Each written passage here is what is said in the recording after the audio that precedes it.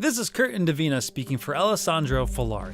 The Resident Evil 3 remake sticks very close to the original's action-focused take on survival horror. While this can give you a greater feeling of control in your struggle to survive the hordes of undead, it can often feel less scary than other games in the series. However, once you complete the story on hardcore difficulty, a new mode will open up, which feels closer to a survival horror experience and presents Resident Evil 3 at its best.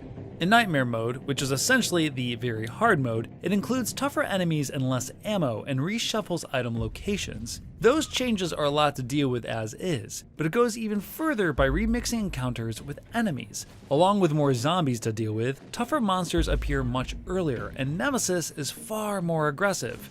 My Nightmare mode playthrough, which rounded out to about 4 hours, offered a more worthwhile approach to Resident Evil 3's survival horror that actively placed more pressure on me as it went on.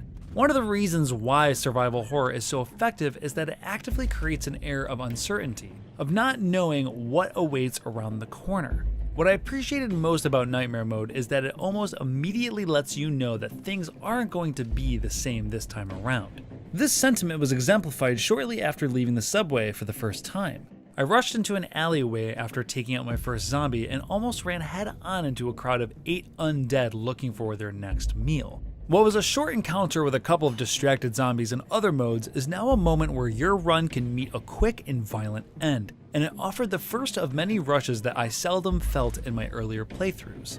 The repositioning and reordering of enemies not only makes for more claustrophobic encounters, but some areas now prompt detours based on the increased danger. This reordering is especially evident when Nemesis comes into play in the downtown area. Like Mr. X from Resident Evil 2, Nemesis is a disruptor, and just when you feel you've gotten a handle of the undead and the layout of the area, the villain makes a sudden entrance and forces you on the run, turning common enemies in tight corridors into genuine threats once again. Nightmare mode turns this up considerably with the undead in higher numbers, and in some cases, they will block pathways when you're trying to make a break from the unstoppable bioweapon.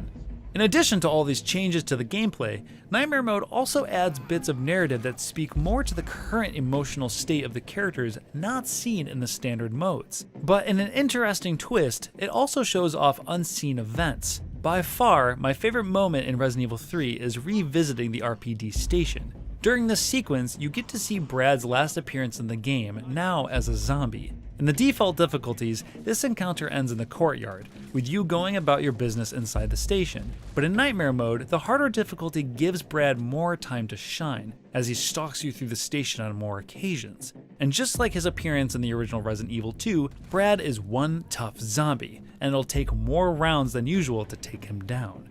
In my 5 playthroughs of Resident Evil 3 Remake, I had the most fun with the game in Nightmare. As I mentioned in my full review, I felt that Resident Evil 3 struggled to maintain the balance between survival horror and action gameplay. Nightmare mode, however, pushes the game further to survival horror, putting significant pressure on you to pick your battles and conserve ammo, which is when survival horror is at its best. And if you're still looking for more of a challenge, the game's final difficulty, Inferno, will unlock after finishing Nightmare mode, pushing the challenge even further. Even with some of the bonus items and weapons I managed to scrounge up after my first run through of the game, Nightmare mode still presented a significant obstacle to complete. Many encounters in this difficulty are genuinely clever, and it makes me wonder why they weren't included in the standard modes.